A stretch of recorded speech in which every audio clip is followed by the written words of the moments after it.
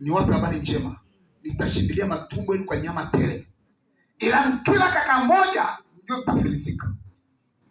Sasa simba limoja likauliza swali, tutamjuaje wewe mtakatifu wa Bwana? Akasema kanuni ya kutokula zaka ya Mungu ni moja tu. Jamani, niwape siri.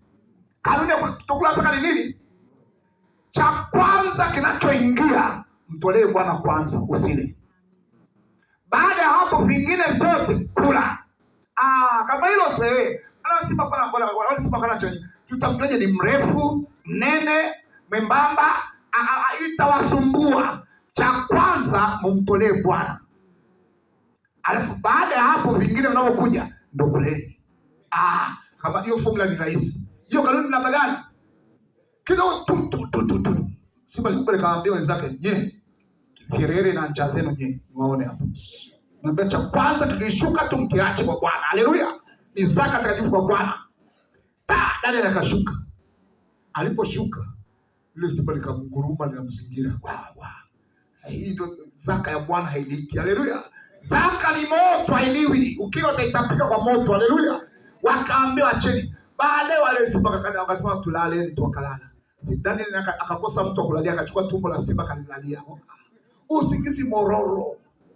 Mpaka huyu wakati mfalme anahangaika kwa ikulu halali. Mtu wa Mungu analala katika ghadhabu, ametulia tuli. Nikupe habari njema. Katika changamoto unazopitia, lala usingizi na Yesu. Usiende kwa ganga kienyeji. Usiende kwa huko kutafuta mchawi ni nani. Unaona wamekusaliti, wamekufitini, wewe usipambane. Tulia miguuni pa nani? Pa Yesu. Daniel alipojua kwamba wameshika muhuri, wamegonga muhuri tayari mfalme, hakuhangaika, akasema mfalme unajua mimi siko kwenye kikao kile, wamefanya njama hawa. Hakuna haja ya kujitetea. Mtakatifu ajitetei. Haleluya. Amemwachia kesi yake nani? Bwana. Haleluya.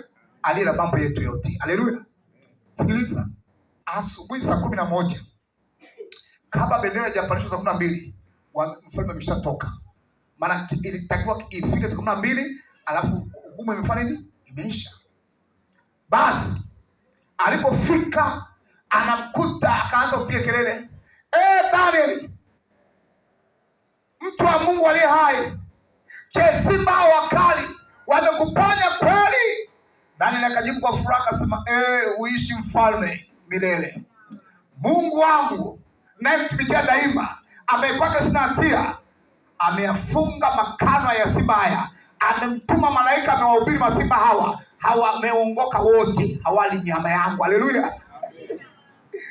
Yaani wewe kila nyama, Mungu ana uwezo akatuma malaika akachapa ujumbe, wanyama kaongoka, wewe ukashindwa kuongoka. Binadamu alishindwa kumwokoa Daniel, lakini Mungu akatumia wanyama akamwokoa Daniel. Baada ya dakika chache, maandiko yanasema ndipo hatimaye wakamwambia mtoeni Daniel. Wale mawaziri na wake zao na watoto walikuwepo pale, wanaangalia wewe tumuone, maana mambo yake yamekwisha. Wanafika wanakuta Daniel yuko hai. Muujiza. Shangaeni.